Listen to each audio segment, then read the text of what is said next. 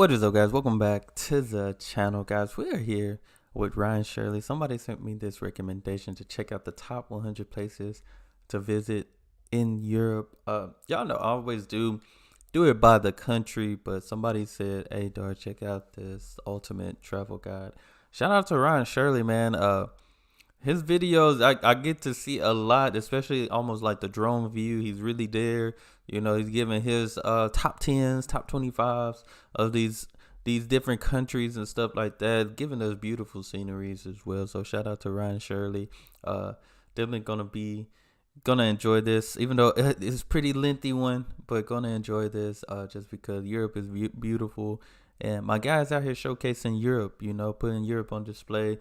You know, his videos for sure would make a person want to visit Europe, no problem, no hesitation. Especially look at this beautiful water right here, these mountains, beautiful view right there. So, but finna check this out. Y'all hit that subscribe button. I might just let this play through because it's pretty long. I ain't gonna stop it much. If I do, that means I done seen something just super amazing. Have to talk about it. But shout out to Ryan Shirley. What's up, guys? My name is Ryan, and I spent the last few years exploring Europe, and I want to share with you my favorite places. So here's my Europe Top 100. There are very few places, if any, that can match the beauty and wonder of Europe. From the Mediterranean coastline to the Let me see if I see something new this time today. Europe remains unmatched to the rest of the world. This video is a long one, so I've made timestamps of all the places in the description below so you can jump around to your favorite I ain't never seen destinations. Let's start this video off at France's Mont Saint-Michel. I have to say this is easily one of my favorite places. Already, that looked like Hotel Transylvania. What? I visited in Europe. It's my truly magical. Now to get there, it's a 4-hour drive from Paris. Now you can't drive directly to the title island. Instead, you can park in the parking lots outside and either take a shuttle or walk about 4 kilometers. Now I definitely recommend walking if you can. As you approach the island, it's quite the experience. And it just made me think of how the people must have felt throughout the ages as they came here. I mean, just truly something out of a fantasy film. Now when you reach the island and walk through the gates, you feel like you're walking into a Harry Potter movie. It was as if I was walking down the Diagon Alley. Now around sunset, the tide started to come in. I was amazed by how fast the water levels were rising. I mean, I understand now why it was so dangerous for the medieval pilgrims to walk to the island. Now on our way back, we met up with some sheep in the fields. I mean, definitely it was the perfect way to end our time at Mont Saint-Michel. While we're still in northern France, we're going to visit Etretat. Located about 3 hours drive from Paris, Etretat is a charming seaside town. The main reason I wanted to come here was to witness the impressive sea cliffs. When we reached Etretat, we walked through the beautiful coastal town and arrived at the beach. It had this nice pebblestone sand, and you could get a view of the cliffs. I mean, they were freaking huge, a lot bigger than I expected. Now, after we decided to walk on top of the cliffs, we strolled along the beautiful boardwalk and made it to the top. My favorite features of the cliffs are the sea arches. There are 3 of them, and I also like the pointed sea stack called L'Aiguille. If you can, I recommend staying until sunset. The sun will hit the cliffs perfectly, lighting them up with an orange glow. Afterwards, we're going to visit the island of Corsica. Located right above the island of Sardinia, Corsica is this massive island full of so many diverse landscapes. It's home to jagged mountains and some of France's best coastline. Now, one of my favorite spots on the island is Bonifacio. It's this medieval town built upon these limestone cliffs. It's nicknamed the Mediterranean Sentinel. Now, it's located right in the most southern point in the island. Nearby, there are some more incredible white cliffs with crystal clear waters.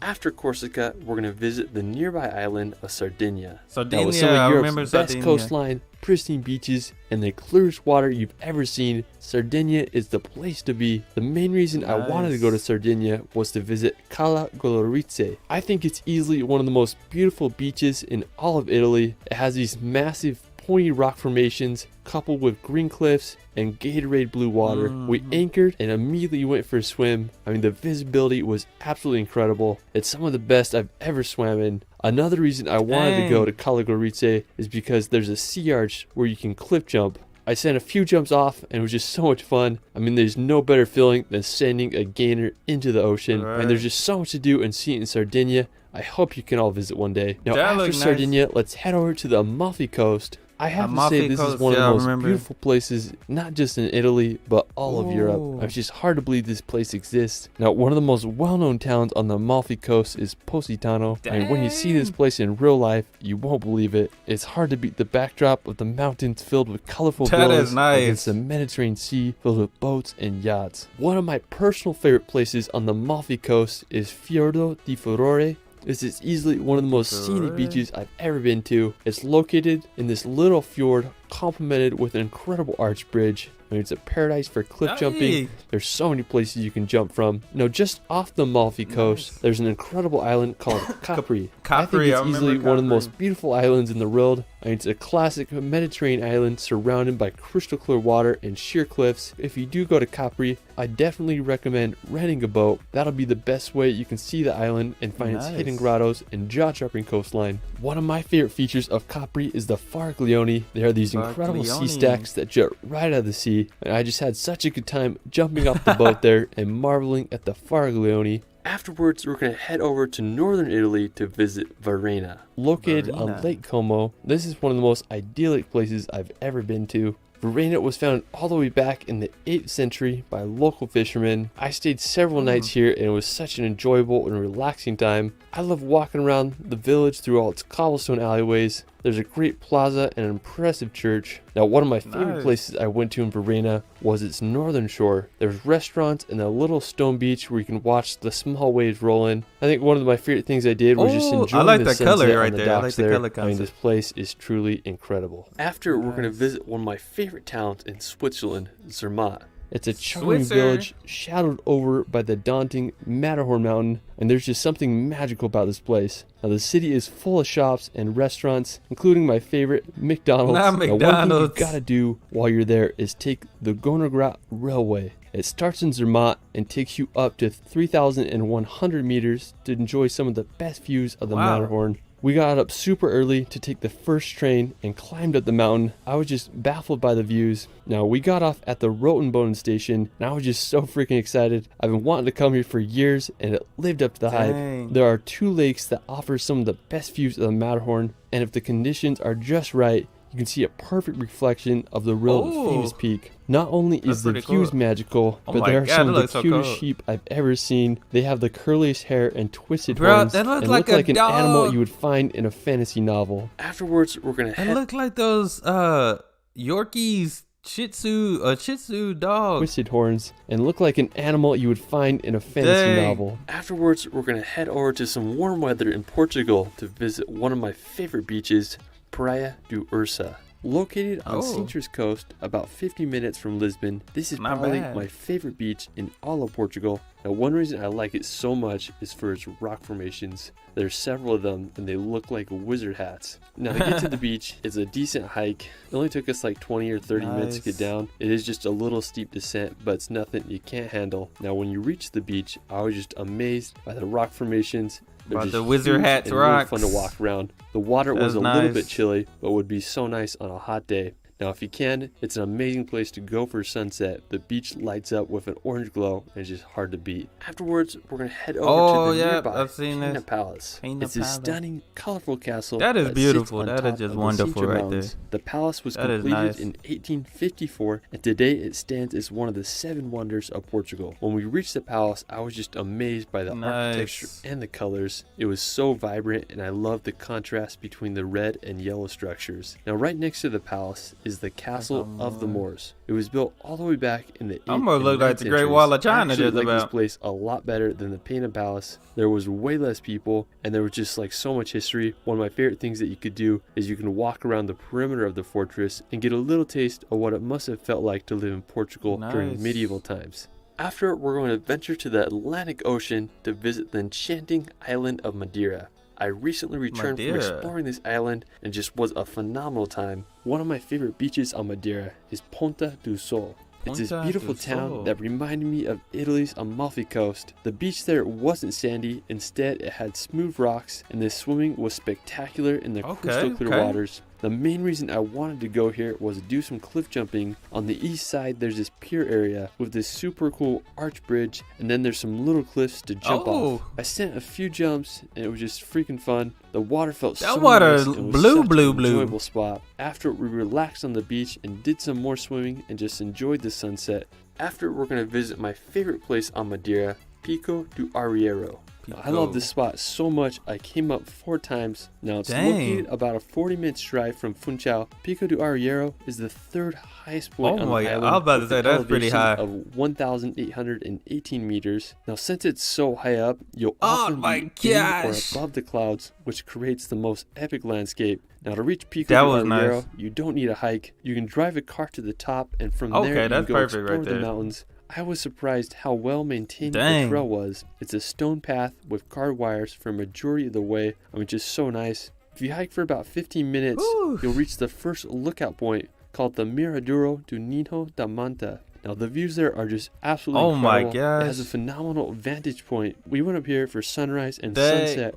I'm so afraid of heights. I will give that a try, though. As long as I'm walking, I think I can do it. That would be scary for me. Amazing. But I'd say sunset was my favorite because there was like hardly anyone up there and basically had the whole place to ourselves. I mean, it just felt like a dream up there with the clouds and the setting sun. While we're still in the Atlantic, we're going to visit Portugal's archipelago of the Azores. Now, the Azores are a group of 9 islands like none other. They remind me of a hybrid of New Zealand and Hawaii with rolling pastures and green scenery. I mean, it's basically the Garden of Eden in real life. The largest island on the Azores is São Miguel. One of the most stunning places on the island is Lagoa das Sete Cidades. It's a twin lake situated in the crater of a volcano. One lake is green while the other is blue. Oh yeah, the nearby Santiago Lake is also a really unique place. That is really another one of my favorite islands on the Azores is Pico. It's home to the highest point in all of Portugal, called Mount Pico. It's a stratovolcano that reaches 2,351 meters high and last erupted in 1720.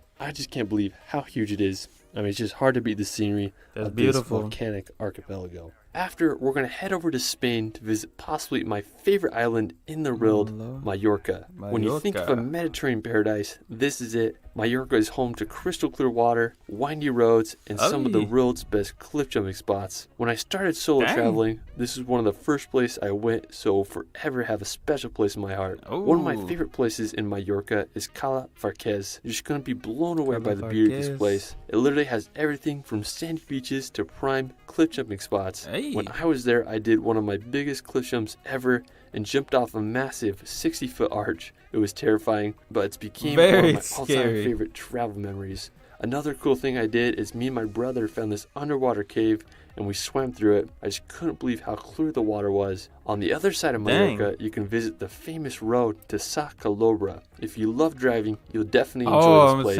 It's full of hairpin turns and loops that wind down the mountain. Now you can take the road to the bottom and you'll visit this place called Torrent de Paris. It's this awesome beach between these 2 cliffs. I mean, it's hard to match the vibes of Mallorca. I couldn't recommend this island enough. After, we're going to head over to Greece to visit the iconic Greece island is nice of Santorini. too. This may be Greece's most popular destination. I went here a few summers ago and it lived up to its hype.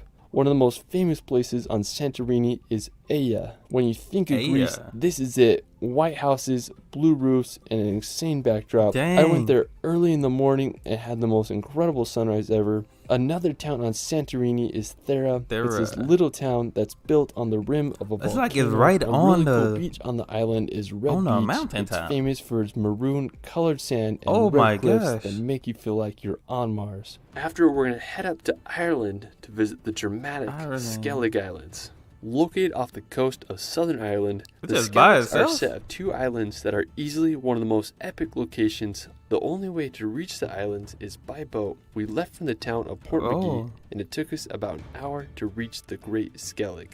We got off the boat, and I was just so freaking stoked. We just started walking up the island's path until we reached the stairs that lead up to the top of the monasteries. Now, the history of the island is just absolutely The birds fascinating. look different. The They had monastic orange settlement beaks. dates back to the 6th century, where the monks of St. Fionan lived simple lives on this isolated island. They built these beehive huts completely out of stone. They were precisely designed to make sure no water could get into them. Now, it's believed there were about 12 monks that lived here at a time. In the 13th century, The Viking monks age. left the island for mainland Ireland, and since then, Skellig has become a place for pilgrimage. All in all, the Skellig Islands were one of the coolest places I've ever been, and I couldn't recommend them enough. Afterwards, we're going to visit the most famous place in all of Ireland, the Cliffs of Moher. Now located on Ireland's west coast, about a 3-hour drive from Dublin, the cliffs stretch over 14 kilometers, with the highest reaching 214 meters above the sea. When we reached them, I was just amazed by the size of the cliffs. I mean, they were way bigger than I imagined, and they just drop off straight into the ocean. If you want to walk a big to the cliff cliffs, you can make the trek to Hag's Head.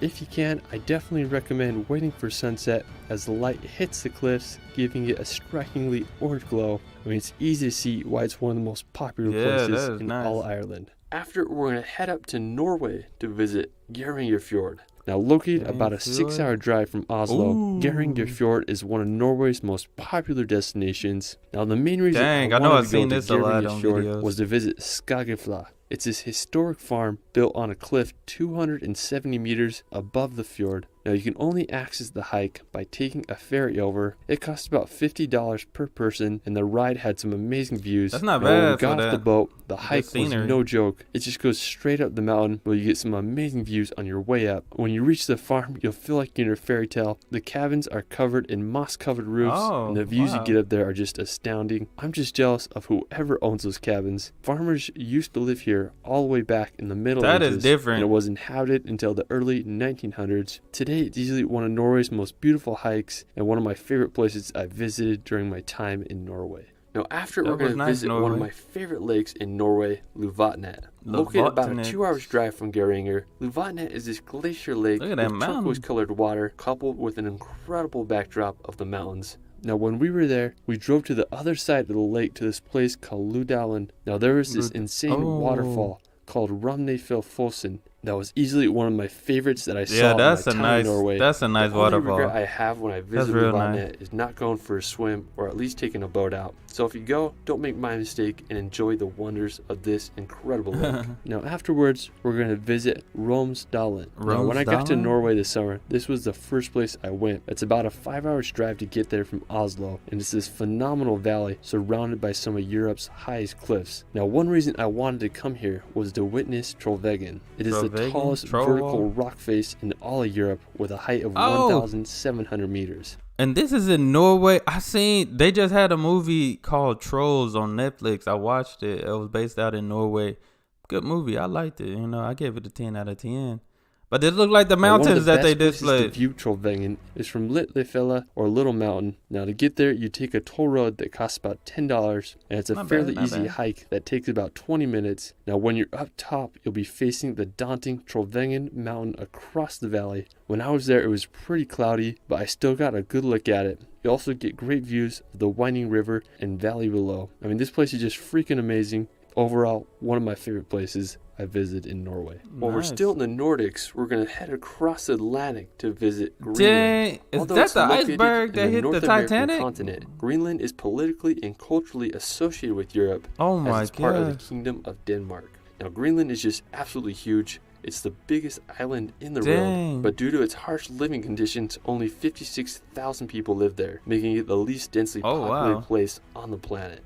Now, the capital city is Nuuk, and about a third of all the people in Greenland live there. Another interesting place is Itokatormit. It's this little commune located on Greenland's northeast coast, and is considered to be one of the most remote settlements on Earth. I just think Greenland has some of the most untamed and wild places. Look at the iceberg. Endless fjords and wonders to explore. Such a fascinating place. Afterwards, we're going to head over to Czechia to visit Prague. Now, when it comes to European cities, it's hard to beat the charm and beauty of Prague. Now, located right in the middle of the Czech Republic, Prague is known as the political, cultural, and economic center of Central Europe. The city was founded around the 9th century and flourished during the Renaissance and Baroque eras. Now, Prague was the capital of the Kingdom of Bohemia and was the main residence of many Roman emperors such as Charles IV. Now, one of my favorite attractions in the city is the Charles Bridge. Its construction began in 1357 and it wasn't finished until the beginning of the 15th century. The bridge is decorated with an alley of 30 statues. It's so scenic and such a great feature. Now, the Old Town Square is also a great place to explore. Prague just has such a historic vibe. Czechia. I need to check out more Czechia. Now, afterwards, we're going to visit the fairy tale town of Český Krumlov. Now, located about 2 hours drive from Prague, Český Krumlov is a medieval fantasy. As I was doing research, I was just blown away by the beauty of this place. It looks like something straight out of a fairy tale. The town arose around the year 1240 when the Český Krumlov castle was built and a settlement emerged beneath it. Český Krumlov thankfully escaped the bombings of World War II, which is the main reason the city is so well preserved. Today it stands as one of Czech Republic's most beautiful towns. One of the main attractions of the town is the castle. It's the second most visited in the country. It's surrounded by a moat that's not filled with water but bears instead. That's pretty crazy. You can also visit the castle tower to get an incredible view of the town. It's just such a magical place and I can't believe it exists. After, we're going to head over to Germany to visit the city of Dresden. Now, located in eastern Germany near the Czech Republic border, Dresden is an incredibly beautiful city built upon the Elbe River. It's famous for its Baroque and Rococo architecture. I ain't never seen that in Germany. To the 20th century, Dresden was just a remarkably beautiful place. But tragically, during World War II, the city was almost completely destroyed by air raids. The whole city was just turned into rubble. Now, the restoration of the city took decades to complete. Now, today, Dresden is one of Germany's most visited cities and has been nicknamed the Florence of the Elbe. Afterwards, we're going to visit Heidelberg. Now, located about an hour's drive from Frankfurt, Heidelberg is a historic city situated on the Neckar River. Heidelberg is probably best known for its university that was founded over 600 years ago, making it Germany's oldest university. 600 years? It would be so cool to study there. Now, what I love about the city is its bridges that cross the Neckar River. Germany knows how to design a beautiful city. Now, while we're still in southwestern Germany, we're going to visit the Black Forest. Now, located right on the border of France, the region is famous for its dense forests, picturesque villages, and is often associated with the Brothers Grimm's fairy tales. Now, one of the most prominent cities in the Black Forest is Freiburg. It's a vibrant university town with some incredible architecture. Another nearby fairy tale location is the Hohenzollern Castle. Now, I have to say, this is one of the most impressive castles in all of Germany. It sits perfectly on Mount Hohenzollern and can be seen from miles away. Hohenzollern is the last of 3 castles that was built upon this hill. It was completed in 1867 as a memorial to the Prussian royal family. Today, it's one of Germany's most visited castles. That is nice. I understand why. That is beautiful. Afterwards, we're going to visit Germany's highest peak, the Zugspitze. Now, with a height of 2,962 meters, easily one of the most impressive mountains in all of Germany, Zugspitze is located south of Garmisch-Partenkirchen,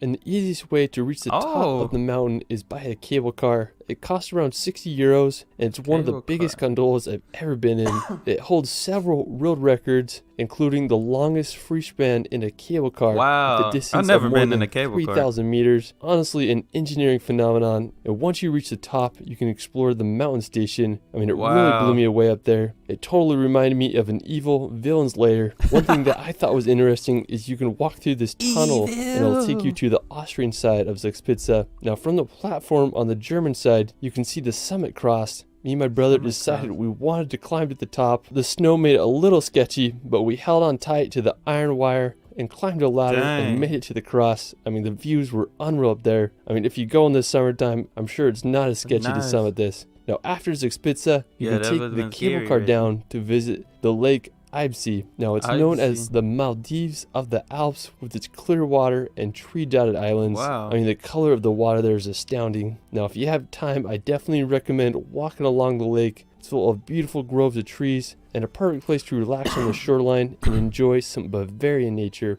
While we're still in the Bavarian Alps, we're going to head over to the Eagle's Nest. Now, I'm really fascinated with World War II history, and I had to see this place for myself. Now, the Eagle's Nest was built in 1939. Now to get to the Eagle's Nest, you can take a bus up. When you get to the top, you'll walk through a deep tunnel into the mountain. Now at the end of the tunnel, there's a circular room that leads you into a golden elevator. Thankfully, the Eagle's Nest wasn't destroyed in World War II, and today it's a restaurant with panoramic views. Now while you're there, I feel like I've heard about the Eagle's Nest. Into the Berchtesgaden National Park, enjoying the incredible sights of this historical destination. After, we're going to head over to the Austrian Alps. I was lucky enough to spend several days road tripping Austria, and I was just shocked by the beauty of the country. Now, one of my favorite places I went to is the town of Gosau. It was just this little town that I stumbled upon, and it had one of the most incredible backdrops of the nearby mountains. Now, just up the road from Gosau is a lake called Gosau Sea.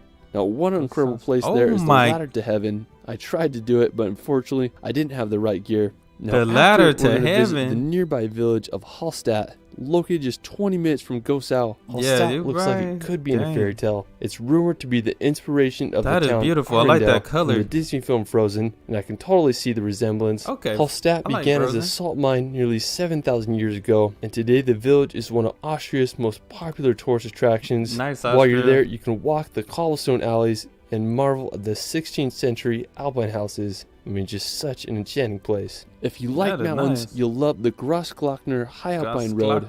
It's the highest road in Austria at 2,504 meters. When I was there, I went to the park during sunrise. It cost about $35 to enter, and I drove up the road. I was just stunned by the view of the surrounding mountains. That is While you're there, beautiful. You can also visit the Pastorius Glacier, which is just a short drive over. After, we're going to head back to Switzerland to visit Zurich. Located in north-central Switzerland, Zurich is one of the world's largest financial centers. It's often labeled as one of the most expensive cities in the world. Now, Zurich was founded by the Romans in 15 BC, and today it's the most populous city in Switzerland. I mean, it's just hard to beat the scenery of the city there. I love how it sits at the edge of the lake, and the Limmat River runs right through it. I mean, Switzerland doesn't mess around when it comes to its cities. Now, I need to see more of Switzerland. Hike near Zurich, you can visit Limmernsee. This is one of my favorite hikes I did in Switzerland.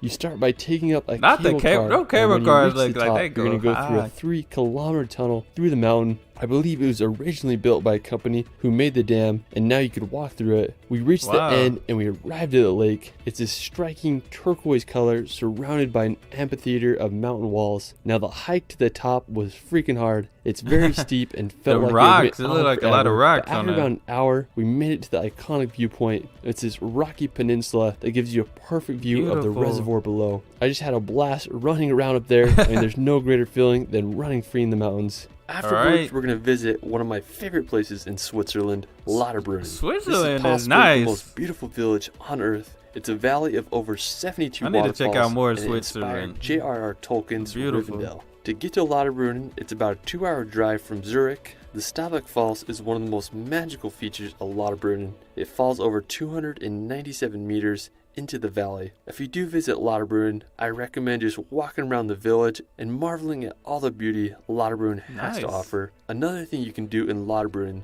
is visit the nearby village of Wengen. It's located above Lauterbrunnen, and I believe Wengen is home to the most beautiful view in the world as it overlooks the valley.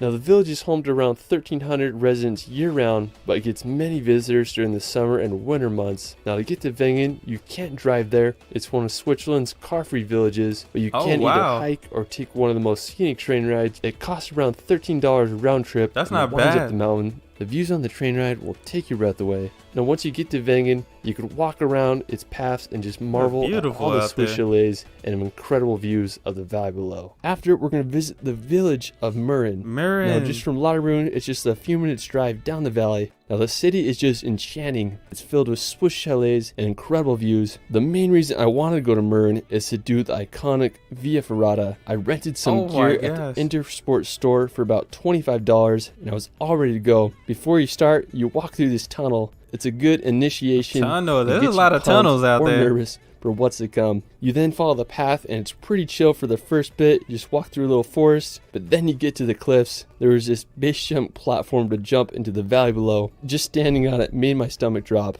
Anyways, after that, the Via Ferrata gets a little wild. My favorite part is the section that goes across this sheer cliff face with the 1,000-foot drop right below you. I mean, it's perfectly safe as long as you're clipped in to the iron wire with your gear. After the cliff section, We continued on the trail, and the final obstacle is a bridge that goes over a deep... Hey, shout out to Ryan Shirley, but my guy be living life on the edge sometimes. And then this was honestly the scariest part for me because it was kind of shaky towards the middle, and the 1,000-foot plus drop is intimidating, but nonetheless, I finished and made it to the town of Gimmelwald. It took me about 2 hours to do, and it was so freaking fun. Now, after, we're going to visit the Aletsch Glacier. Now, located in the Bernese Alps, the Aletsch Glacier is over 23 kilometers long, making it the longest glacier in Switzerland. I mean, just so freaking huge. When I got to the top, it was just hard to fathom the scale of this glacier, and I found the uniform dark lines of shattered rock so interesting. When you're up at the top, you can enjoy a meal at the restaurant, or you can hike to the cross on Egeshorn Peak to get a panoramic view of the glacier. After, we're going to head over to western Switzerland to visit the charming medieval town of Gruyere. I was here this last summer, and I was just blown away by this little town. The crowning feature of Gruyere is its castle. It was built in the 13th century, and today it stands as one of Switzerland's most famous fortresses. I just love the backdrop it has of the Alps. I mean, just such an insane location. Aside from the castle, the town is just fun to walk around, and it's also known for being the home of the famous Gruyere cheese, which is one of the most popular cheeses in all of Switzerland. Now, afterwards, we're going to head to the nearby Glacier 3000. Now, located about an hour from Gruyere,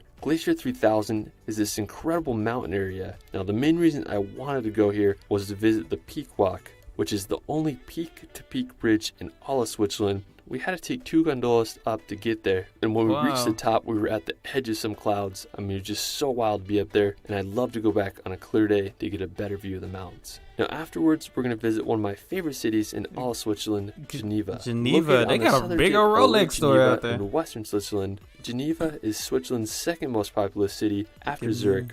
I was lucky enough to live here for a summer, and I just absolutely loved it. It's where the headquarters of the United Nations are, so there's a lot going on. The Geneva water fountain is one of the city's most famous landmarks, as it jets out huge water fountain over 140 meters high. I mean, I just love Geneva, and I hope you all can visit one day. Now, if you wanted to okay, Switzerland, y'all got some main spots.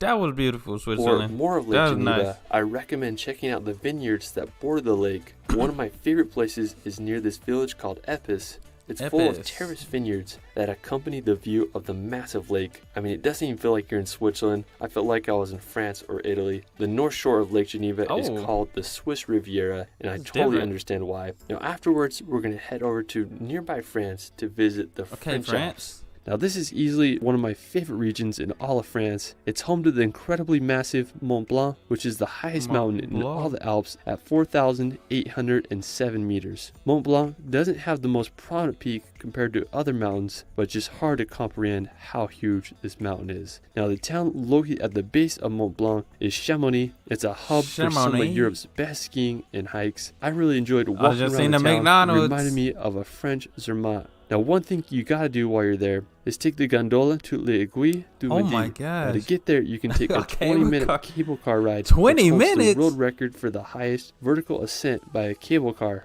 with an altitude gain of over 2,807 meters. It costs about 69 euros for a round-trip ticket to the top. Now, while I was there, it was extremely packed. I think there was like some holiday going on, so just plan accordingly. You'll take 2 lifts up. I mean, just wild how steep it is. Now, when you reach the top, you'll be at an elevation of 3,843 meters. You can definitely feel the shortness of oxygen in your lungs. When you get off the lift, you'll walk through this labyrinth of tunnels carved straight out of the granite. There's tons of walkways and platforms to explore. You'll get an excellent view of Mont Blanc and the other mountains. Now, one thing I thought was crazy is that there's a place where the mountaineers exit to either go hike to Mont Blanc or just explore the glacier. L'Aiguille du Midi was such an incredible experience. And definitely the highlight of our time in the French Alps. Afterwards, we're going to visit the nearby city of Annecy. Now, located at the foot of the Alps, about an hour's drive from Chamonix, this alpine town is famous for its canals, hence it's called the Venice of the Alps.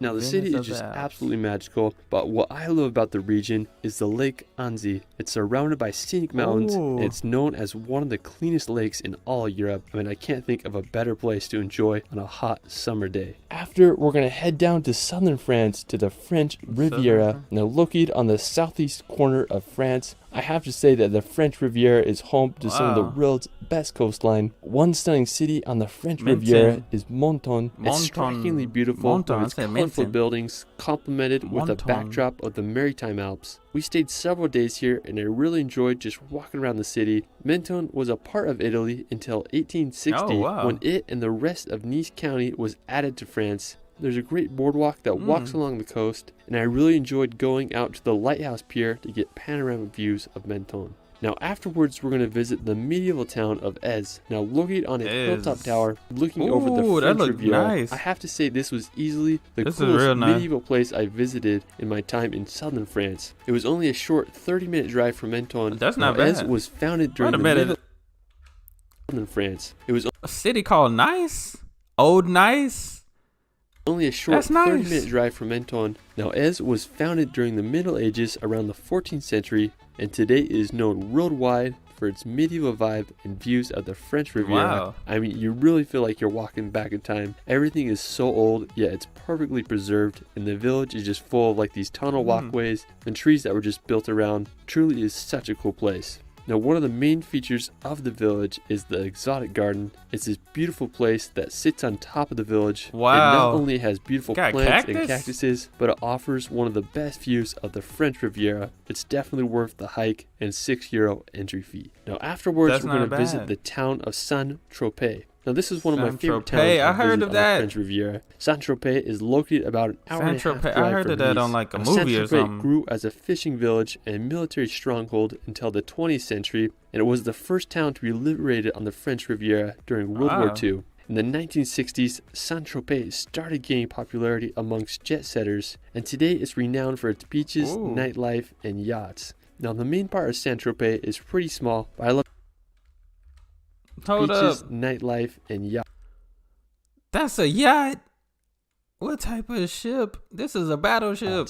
Now, the main part of Saint-Tropez is pretty small, but I love just walking around its streets and alleyways. There was this path that walks along the coast, and it was just really nice to explore. All in all, Saint-Tropez is a really beautiful town, and I understand why it's so popular. Now, afterwards, we're going to visit Cassis.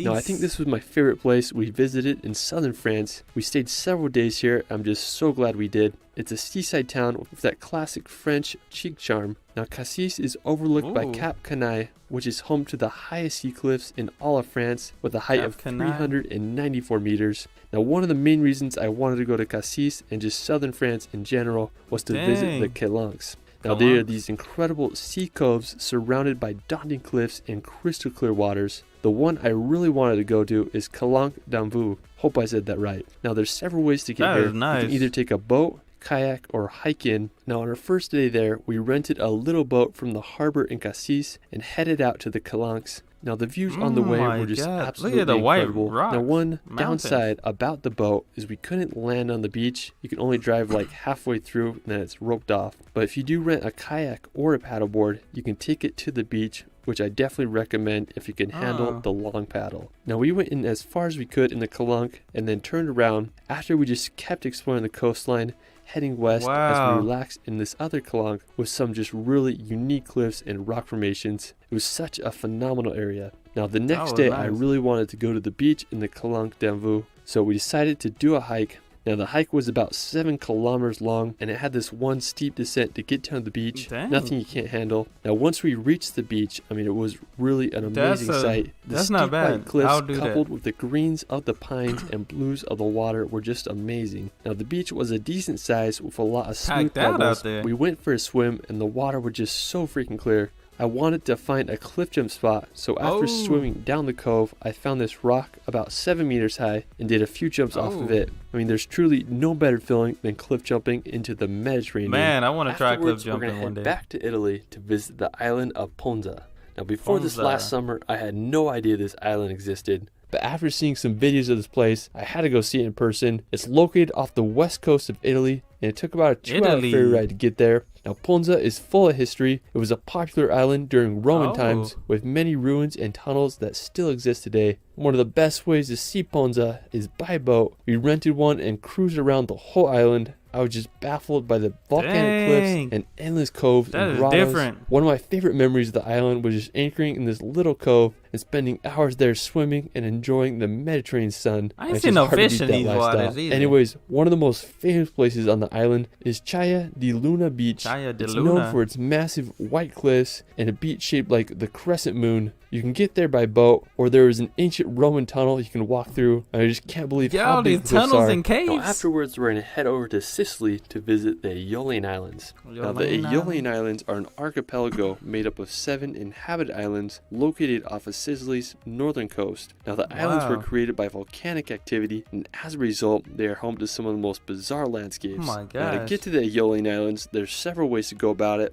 You can take a ferry from the town of Milazzo, or you can experience them by a sailboat. We sailed around for a week and went to some of the most phenomenal places the islands have to offer. Now, the most epic island on the archipelago is probably Stromboli. It's nicknamed the lighthouse of the Mediterranean. Like I heard that before, and at night you can see lava shooting out the top. We took a boat to the northern side of the island and got some of the best views of the volcano. Now, another one of my favorite islands was Panarea. It's the smallest of the Aeolian Islands, but has so much charm. I loved all the whitewashed houses. It reminded me of a Greek island. There was also these huge sea cliffs. I mean, I just couldn't believe how huge they were. And then there was also these little islands off Panarea that had these volcanic sea bubbles we went snorkeled in and explored. I just loved the Aeolian Islands so freaking much and couldn't recommend them enough. After, we're going to head over to Sicily's mainland to visit Cefalù. Now, located about an hour's drive from Palermo, this may be one of my favorite places in Sicily. We spent several days here and I just really enjoyed it. Cefalù was first mentioned back in 396 BC, and today it's one of Sicily's most well-known towns. One of my favorite things about Cefalù was its sunsets. The light hits the town perfectly, giving it this orange glow. I love just chilling on the beach, admiring the town's architecture. I mean, walking back through the town's alleyways made me feel like I was walking into Italy from a different era. I mean, I couldn't recommend Cefalù enough. I would feel like I'll be walking like in a movie.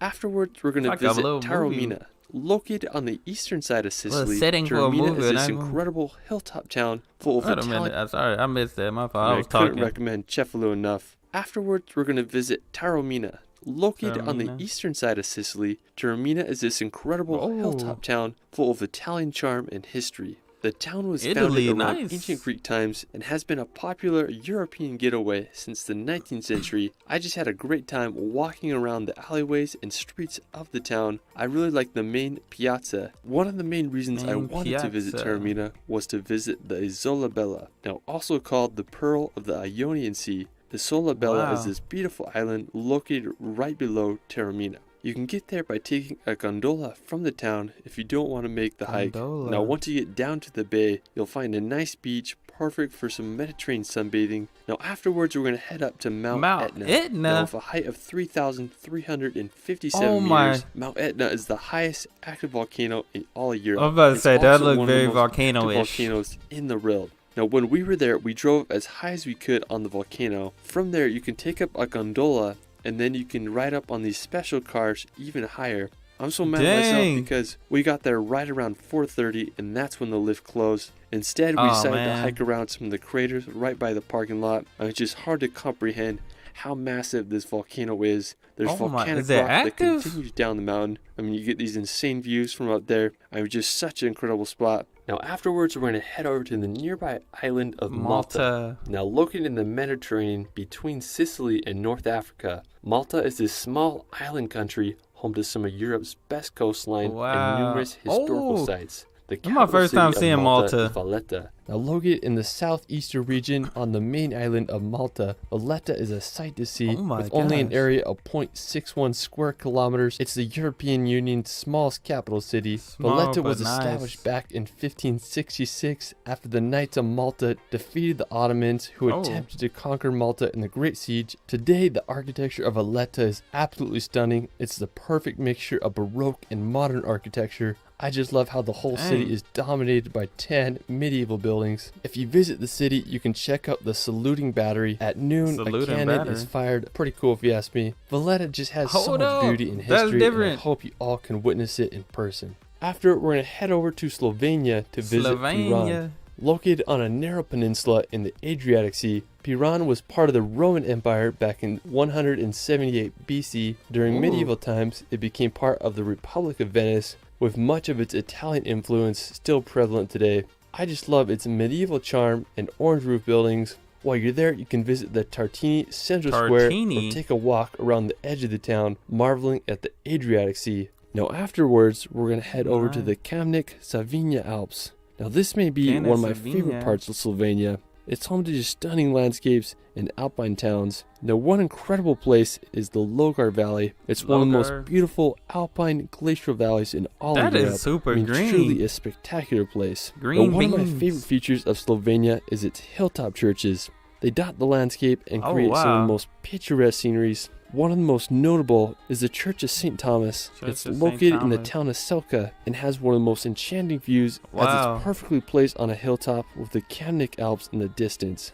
Another scenic chapel is the Church of St. Primoz and Felician. It's located in the town of Jamnik. Look at that rainbow. The church was built back in the 16th century and offers one of the most beautiful settings with a path that leads up to the church with the backdrop of the Alps. I mean, it doesn't get more spiritual than a church in nature. Come on now. We're going to head over to the country of Croatia. If you love medieval towns, endless islands, and crystal clear waters, you'll fall in love with Croatia. One of the most famous regions in the country is the Dalmatian coast. Now, consisting of the southernmost region of Croatia, the Dalmatian coast is home to some of Croatia's most popular destinations. You can visit Dubrovnik. It's this extremely well-preserved medieval old town surrounded by this massive wall that you can walk on. If you want to escape to one of the islands, you can visit Korčula. It's the second most populated island in the Adriatic Sea. I really like its old town that was built upon this peninsula. It's been part of the Venetian Republic off and on since the 12th century, and some historians believe that Marco Polo was born here. Now, if you have a sailboat, you gotta experience the Kornati Islands. It's an archipelago with over 140 islands and islets, and some of the bluest water I've ever seen. I mean, I love to spend a week sailing. 3 shades of blue. Another one of my favorite places in Croatia is Rovinj. Now, located on the Istrian Peninsula on Croatia's western coast, Rovinj is one of the most beautiful medieval fishing towns I've ever seen. From 1283 to 1797,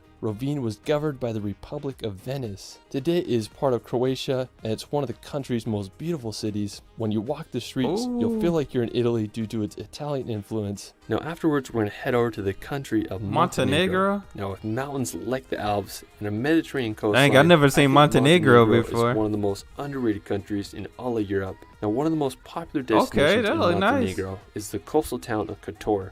It's located in what some consider to be Europe's southernmost fjord. Now, from the early 1400s until the end of the 18th century, it was part of the Venetian Republic, which influenced much of its architecture, which stands today. That building kind of look like the one in the UK. Over the years, and it's a popular cruise ship stop. Now, I think the whole Bay of Kotor is such an incredible location with its massive mountains that line the coast, coupled with its medieval architecture. It reminds me of a real-life Numenor. Now, if you want to explore some of Montenegro's mountains, you can head up to Derventur. It's located about a 4-hour drive from Kotor, and it offers some of Montenegro's best nature. An impressive spot is a glacial lake called Crno Jezero that offers an amazing view of the Dinaric Alps. You can also drive on Derventur's winding narrow roads that navigate through the mountains. Another fascinating spot in Montenegro is the Crno Jevica River. That's a nice river. It's a serpentine waterway that winds into the Skadar Lake. It creates such a unique landscape. That's why I like it. You're in Europe. And just so bizarre and beautiful. You get a great view of the river from the Pavlova Strana viewpoint.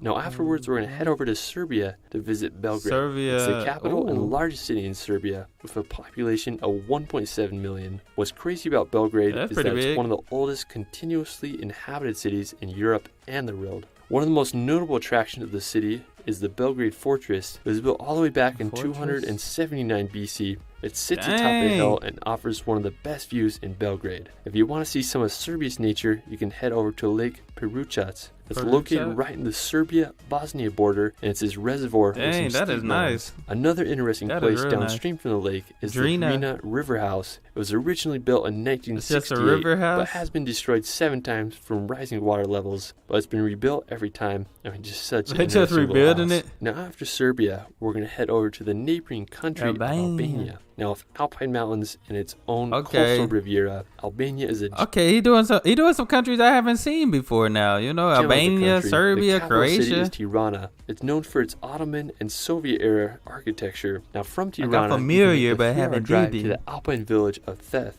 It's located in the Albanian Alps and just surrounded by phenomenal views. I mean, I think the area is one of the most beautiful places in Albania. The mountains here are just phenomenal, and I would love to spend a few weeks hiking around them. Now, after Albania, we're going to head over to Greece to visit the nearby island of Corfu. Now, located in the northwestern part of Greece, is so Corfu beautiful. is one of the greenest Greek islands, in my opinion. It reminds me a lot of the scenery of the nearby island of Zakynthos, with its white cliffs, green vegetation, and incredibly clear waters. Now, one of my favorite places in Corfu is Porto Timoni. It's this incredible horseshoe-shaped bay with beaches on both sides. Another interesting spot on the island is Cape Drastis. It's this cliff area with these really unique shaped sea cliffs that are worth checking out, especially during sunset. Now, another popular Greek island is Mykonos.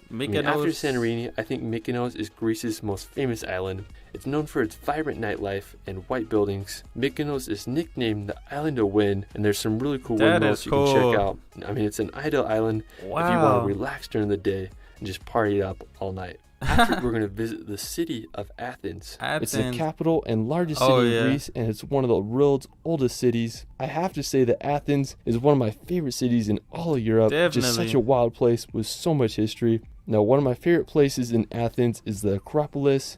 It costs about 20 euros to get in, so it's a little expensive, but it's totally worth it. From the Acropolis, you're able to get incredible panoramic view of all of Athens. There's just an endless sea of white buildings with mountains in the background. If you do go to Greece, I definitely recommend exploring Athens for at least a day or two. It's just such a unique place. After Greece, we're going to head up to Romania to visit Bucharest. Now, located in the south of Romania, Bucharest is the country's capital with a population of 1.8 million. It's referred to as the Paris of the East thanks to its elegant architecture. Now, one of the most impressive buildings in the city is the Palace of Parliament. It's the heaviest building in the world, weighing over 4 million tons. I mean, that's kind of crazy to think about. Now, I just love how the long street leads up to the palace. Now, similar to Paris, Bucharest is an Arch of Triumph dedicated to the heroes of World War I and Romania's War of Independence. Bucharest definitely is a European capital worth visiting. After Bucharest, we're going to take a drive on the Transfăgărășan Highway.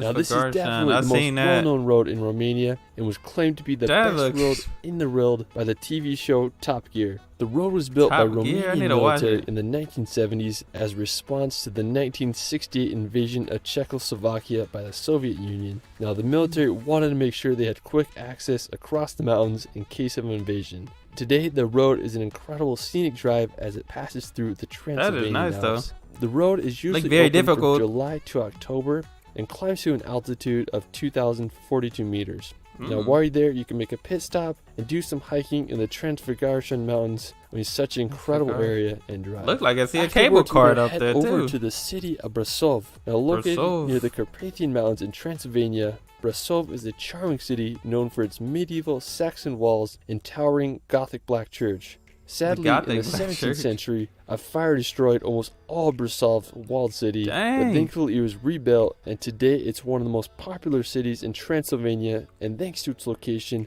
it's a great hub to explore other places around Romania. Now, one of my favorite nearby places is the Bran Castle. It's located just 30 minutes outside of Brasov, and it's famously known as Dracula's castle. I was about to say, now, while there is Dracula no evidence that the author of Dracula, I ain't gonna this Dracula castle, but the one he showed like at the beginning of this video, that was Hotel Transylvania. Knew anything about this castle. It definitely has a spooky vibe to it. Now, another impressive castle in Romania is the Corvin Castle. Now, it's located in western Romania in the town of Hunedoara. Now, Corvin Castle is one of the largest castles in all of Europe. I mean, just absolutely massive. Nice. Like Bran Castle, it has a creepy vibe to it. It was used as a residence, also served as a prison in few areas. I mean, I can't imagine what it must have been like to see this castle during medieval times. I mean, just so enormous. Needless to say, Romania is home to some incredible castles. After Romania, we're going to head up to Slovakia to visit Bratislava. Now, located on the border between Austria and Hungary, Bratislava became Slovakia's capital after the Velvet Revolution, which split Czechoslovakia into two separate countries, making it one of Europe's youngest capital cities. Today, Bratislava has a population of around 400,000, and it ranks as the third richest region in the European Union. One of the most prominent features of the capital is the Bratislava Castle.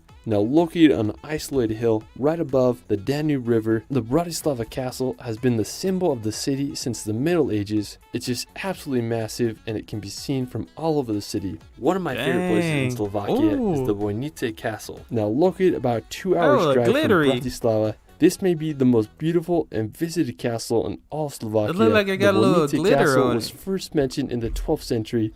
No, I think it's just maybe it's faded. That it looked like it's sparkling and it was over owned there. by Hungarian noble families. Today, you can visit the castle and explore its grounds. Now, afterwards, we're going to venture to the Orava Castle. Now, located about 3 hours from Bratislava, the Orava Castle is possibly the most perfectly placed castle as it rests on top of a skinny rock cliff. It's also one of the most spooky castles I've ever seen. The clouds, it was used in many scenes of the 1922 horror film Nosferatu. So you definitely get some Dracula vibes here. It was built upon a former fortress in the 13th century after a Mongol invasion to defend what was then the Hungarian kingdom. Now, like many other castles, Orava was added on, destroyed by a fire, and then restored. I just think it's so crazy that they're able to build this castle on top of the stone peaks. I mean, it doesn't even look real. If you want some spooky vibes, you definitely gotta check this castle out. Now, afterwards, we're gonna head over to the mountains to visit the High Tatras. Now, located right in the Polish-Slovakian border, the High Tatras are part of the Carpathian mountain range and are considered to be the smallest alpine mountains in all of Europe. The highest place in the Tatras in all of Slovakia is Gerlach Peak with an elevation of 2,655 meters. Now the High Tatras are home to plenty of wildlife such as the Eurasian brown bear. I just really love the look of these mountains. They have such a unique appearance to them. Now after, we're going to head over to Poland side of the Tatras to visit Zakopane. Now located right at the base of the mountains, Zakopane is a perfect starting place for mountain adventures. During the wintertime, Zakopane is an ideal place to go skiing, and in the summer months, it's a prime place to start your hike into the mountains. One of the most impressive spots in the Tatras is the Morskie Oko Lake. I mean, just such a phenomenal view up there. Now after, we're going to head over to the beautiful city of Wrocław. I mean, it's such a tricky pronunciation. Wrocław is such a charming historical place. It's home to one of the most beautiful market squares in all of Europe. It's lined with elegant townhouses and cobblestone streets. Wrocław also has one of the most beautiful cathedrals in Poland. It was originally built in 1272, but has been damaged and rebuilt several times throughout the centuries. Wrocław is just the perfect place to just walk around and explore for a day. After, we're going to head up to northern Poland to visit Gdansk. Now located on the Baltic Sea, Gdansk is one of Poland's oldest cities with a fascinating history with periods of Polish, Russian, and German rule. The earliest mention of Gdansk was in the year 997 AD, and during the Middle Ages, Gdansk grew as an important seaport and shipbuilding town. It rose to be one of the wealthiest and largest cities in Poland until Warsaw's rapid growth in the 18th century. Today, Gdansk is one of Poland's most beautiful cities. I mean, I just can't believe it's old town. It is very beautiful, though. Perfectly placed houses that seem to go on forever. Now, just an hour's drive from Gdansk is the Malbork Castle. And this is the largest castle in the world by land area. It was built in the 13th century by the Teutonic Knights, who were German Catholic crusaders. And as the number of the knights grew, so did the castle, which encloses an area of 52 acres. I mean, it's just crazy to think that people were able to build such buildings back then. More than half of Malbork Castle was destroyed during World War II, but thankfully it was rebuilt to... That's what I'm like. The building structure, architects and stuff back then were different. Like, look at that. Glory. After, we're going to head over to the Netherlands. Hey, the Netherlands. For its tulips, windmills, and endless canals. This is the first time I've seen the Netherlands. What's really interesting about the Netherlands to me is that it's actually windmills and endless. That's pretty cool. I didn't know they had this in the Netherlands. Canals. One thing that's really interesting about the interesting road is that it's actually grown in size over the century, thanks to the Dutch's ability to use dikes, pumps, and Dutch are creative, to remove seawater and reclaim land. If it weren't for the Dutch's sea-defending innovations, about 65% of the country would be underwater at high tide. Now, the most famous city in the Netherlands is Amsterdam. It's known for its elaborate canal system, narrow houses, and countless bridges. Amsterdam just has a vibe like none other. I was in Amsterdam many years ago, and its impression has always left a mark on me. Now, an interesting place in the Netherlands is Kinderdijk. It's located about an hour from Amsterdam. Kinderdijk is this village famous for its 19 windmills that were built in the mid-1700s to pump water out the nearby polders. It just amazes me that the Dutch were able to make windmills back then to drain water. Now, while you're there, you can walk along the paths and marvel at the windmills. Them windmills are huge. While we're still in the Netherlands, we're going to head over to Rotterdam. Now, located just an hour's drive from Amsterdam. Rotterdam's history dates back to the 13th century. Due to its location between Germany and Britain, it was completely destroyed in World War II. When Rotterdam was rebuilt, the city was extremely bold. They rebuilt it to another level. Unique architecture. Today, Rotterdam's skyline is full of modern skyscrapers. Now, afterwards, we're going to head over to Belgium to visit Brussels. Now, located in the heart of the country, Brussels is the most densely populated region with a population of 1.2 million. After World War II, Brussels became a major center for international politics. It is the de facto capital of the European Union. One of my favorite places was the Grand Place. It's the center square of the city, and I just remember being blown away by the immaculate buildings and all the cobblestone. The square is considered to be one of the most beautiful in all of Europe, and I totally understand why. While you're there, you can treat yourself to a Belgian waffle. Now, a really interesting attraction is the Atomium Landmark Building. It was built in 1958 for the Brussels. I ain't never seen that. A restaurant with incredible panoramic view on top. You can eat up there. What in the world? In Belgium is the riverside village of Dinant. Located about an hour's drive from Brussels, Dinant is a charming town. I just love that how is the why river you can eat on that building. The rock cliff overlooks the town. Afterwards, we're going to head over to the nearby country of Luxembourg. Now, the country of Luxembourg is one of the smallest in the world. It's nestled between Belgium, France, and Germany, and has a population around 600,000. Luxembourg also has the highest GDP per capita in the world, which is pretty crazy. Now, the crowning feature of the country is its capital, Luxembourg City. Built among deep gorges cut out by I haven't seen too much of Luxembourg. The city is home to one of the most impressive medieval old towns. Now, what made this landscape so appealing is that it's surrounded by sheer cliffs that serve as a natural fortification against invading armies. Luxembourg's fortifications grew gradually and it became one of Europe's strongest fortresses. Sadly, in 1867, the Treaty of London required Luxembourg's fortress to be torn down so it could be a place of neutrality. Today, the fortress's ruins still remain. The best place to see them is the Bach Promontory, where you'll find the city's famed cliffs, underground tunnels, and fascinating history. Luxembourg is such a stunning capital. Afterwards, we're going to head over to the UK to visit Cornwall. UK. Now, located on England's southwestern tip, Cornwall is home to some of the best coastline in all of England. While the northern coast is full of impressive sea cliffs, such as Godrevy Point, the southern coast is named the Cornish Riviera, as it's full of scenic harbor towns and villages. One of my favorites is Loo. It's this picturesque town that's divided by the Loo River, which empties into the sea. There's an incredible beach full of classic English houses. It very well could be a fairy tale. One of the most impressive locations in Cornwall is St. Michael's Mount. It's a tidal island with an impressive castle on top. It's believed to be the home of a monastery from the 8th to 11th centuries, and the castle on the island summit dates back to the 12th century and has been renovated throughout the ages. When the tide goes out, you can walk across the stone causeway to get there. I think it's one of the coolest places in England. It reminds me a lot of France's Mont Saint-Michel. Well, we're still in. It almost looked like the one place we seen at the beginning of the video. Places in England. It reminds me a lot of France's Mont Saint-Michel. Well, we're still in southwestern England. We're going to head over to the Isles of Scilly. Located about 28 miles off of Cornwall, the Isles of Scilly are an archipelago made up of 5 inhabited islands with a population around 2,000 people. The islands are full of crystal clear waters, historical sites, and rolling green hills.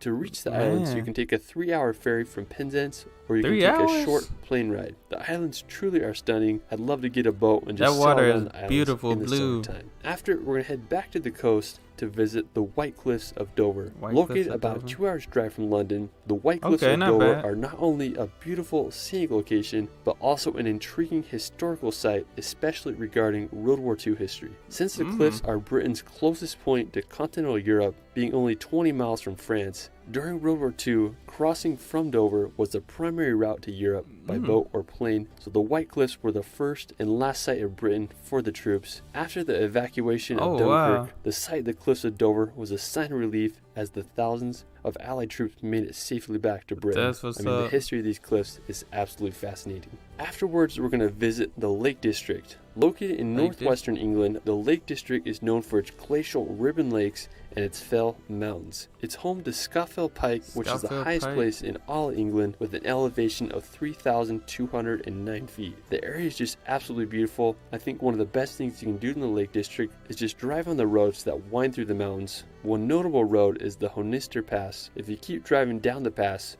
you'll reach Buttermere Lake. It's surrounded by massive mountains, and it's just incredible overall scenery. I mean, I couldn't recommend the Lake District enough. Easily one of the most beautiful places in all of England. Very beautiful. After, we're going to head up to Scotland to visit Glencoe. Not Scotland. Located in the Scottish Highlands, Glencoe is home to some of Scotland's most beautiful scenery and mountains. I found this place by accident as I was driving around the Highlands. It's been the filming location for many popular movies such as Braveheart. My favorite part of Glencoe is its mountains. I mean, I couldn't believe how huge they were. I felt like I was in Switzerland or Norway. I recommend just taking a drive on the A82 road, and you can just see all the wonders Glencoe has to offer. It has one of my favorite mountains in the area. I won't even try to pronounce it. Look cool. It has an almost perfect pyramid shape, and you get a great view of it from the road. Now after, we're going to head over to one of Scotland's most iconic locations, the Glenfinnan Viaduct. That looked like the Harry Potter type of Loch Shiel in the West Highlands of Scotland. This may look familiar because it was featured in the Harry Potter movies. Okay, I thought so. While I was there, I wanted to get a close look at the bridge, so I walked underneath it. I was just shook how big it actually was. After, I hiked up to a good vantage point so I could see the famous train go across the viaduct. It was such a I remember that on Harry Potter. Afterwards, we're going to head over to Spain to visit Picos de Europa. Now, located in the north of the country, I think these are some of the most underrated mountains in Europe. One of the most impressive places is Naranjo de Bulnes. It's this massive rock tower that shoots straight out of the mountain. I just want to go there so bad and hike around the mountains for days. Now afterwards, we're going to head to central Spain to visit the historic town of Toledo. Located right in the middle of the country, Okay, Spain Toledo made is a the stunning list. ancient city perfectly placed on a hill. It's known as the City of Three Cultures due to its influences from Christians, Muslims, and Jews. The history of Toledo is fascinating and complex. It was taken over by the Moors for several centuries until it was conquered in the 11th century by the Castilians. Today, the city has a population around 80,000. One of the most impressive is the Alcazar de Toledo. It was once used as a Roman palace, and then it was eventually restored in the 16th century. Another one of my favorite cities in Spain is Ronda, and it's home to one of the most scenic bridges I've ever seen from Puente Nuevo. It was built in the 18th century to cross the El Tajo Gorge. It stands 120 meters over the canyon floor. I just can't get over the architecture of the arches. What a beautiful spot. Now from Ronda, we're going to make the 2 hours drive to Granada, located at the base of the Sierra Nevada mountains. The crowning feature of Granada is the Alhambra. It's a fortified Moorish palace that was completed in 1354. The interior of this palace is stunning. Dang, that is nice. Pool and a pillared courtyard. I mean, I totally understand why it's one of the most renowned Islamic buildings in Europe. After, we're going to head back to Italy to visit Bologna. Bologna. About 2 hours drive. That's how we spell Bologna. What I love about Bologna is its medieval towers. They were constructed back in the 12th and 13th centuries, with the highest being over 300 feet tall. Back in medieval times, there were an estimated 180 towers which dominated the city. Over the centuries, many towers were demolished or simply collapsed, and today fewer than 20 towers remain. The most famous are the two towers. The tallest tower reaches over 97 meters with an overhang of 2.2 meters. I mean, they're both leaning a little bit. They look like they're going to collapse. I just can't imagine all the history these towers must have experienced throughout the ages. Afterwards, we're going to visit Matera. Now, you may recognize this town in the most recent James Bond film. Matera is known all around the world for its unique cave dwellings and striking architecture. It's believed that Matera was founded over 9,000 years ago, making it one of the oldest continuously inhabited settlements on the planet. To date, Matera is one of Italy's best kept secrets and definitely a town worth visiting. Now, another one of my favorite towns is Portofino. Now, this may be one of the most idyllic towns on the Italian coast. It's renowned worldwide for its picturesque harbor and has been a retreat for royalty and artists as far back as the 12th century. I tried to go here during the peak of the summer, but I got turned back because there was no parking. I definitely recommend coming during the less popular months or early in the morning. Regardless, it's a beautiful place that deserves a visit. Afterwards, we're going to head to the incredible region of Tuscany. Now located in central Italy, Tuscany is known for its landscapes, history, and artistic legacy. I mean, I've been obsessed with Tuscany ever since I've seen The Gladiator. It's a land full of rolling golden hills dotted with countless little hilltop towns. One of the most iconic places in Tuscany is Florence. I have to say that Florence is my favorite city in all of Italy. It's considered to be the birthplace of the Renaissance, and it was the most important political, cultural, and economical city in Europe and the world during that time. The history of this city is endless, and without its influence, our world would probably be very different today. Now, one thing that makes Florence magical is that almost the entire city is made up of medieval buildings, which really transports you back in time.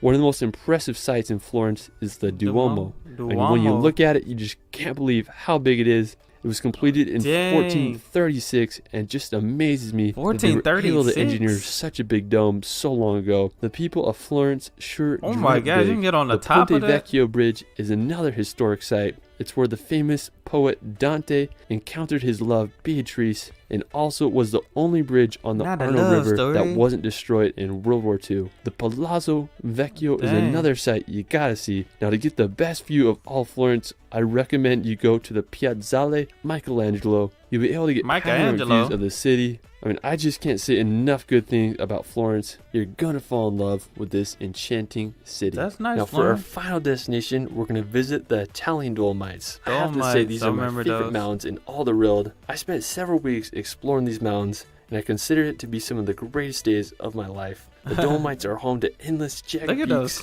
scenic alpine lakes, and just fairy town villages. Now, one of the most iconic places in the Dolomites is Trecime di Lavaredo. It's a set of 3 massive rock pillars that tower over the landscape. When I was here, I wanted to watch the sunrise, so me and my buddy George woke up at 5:30 and started hiking towards this vantage point. Anyways, we made it to the top right when the sun started to rise over the peaks. I was just out of breath because we climbed a freaking mountain, but I was able to experience the most incredible sunrise of my life. I mean, I felt so alive, and moments like that is what traveling is all about. Now, another one of my favorite places in Trecime is this place I like to call Mordor, because it looks like a scene straight out of Lord of the Rings. I remember I was in the parking lot and I saw these mountains in the distance, so I started hiking towards them. They were so mystical and dreary, and the whole landscape reminded me of something out of Lord of the Rings. I decided I wanted to hike to the bottom of Mordor, so I followed this path down, and it led me to this cave. I felt like I was walking into Shelob's lair. Luckily, there were no giant spiders in there.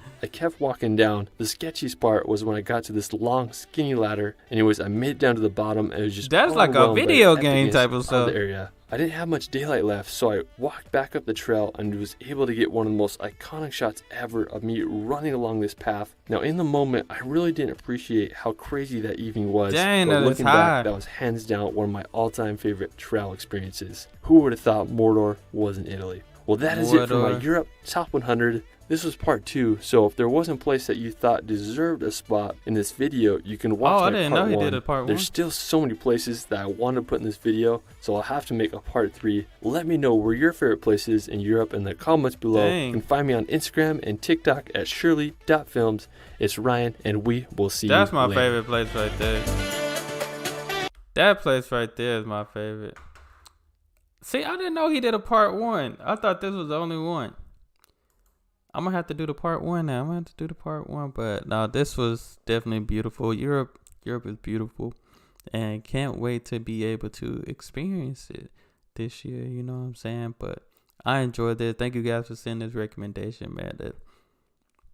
I'm just happy I got to see some other parts of Europe I haven't got to see yet. You know, I know about the different countries like the Maltas, Croatia, Serbia. But I got to see a little bit of it, you know, a little bit of the countryside of it and stuff like that. So, but this was beautiful, man. This was beautiful. Can't wait. This is my year. I believe it. But that's all I have. Y'all hit that subscribe button. Send out more recommendations. Give this video a thumbs up. And y'all be blessed. Be the best to be you. I'm out.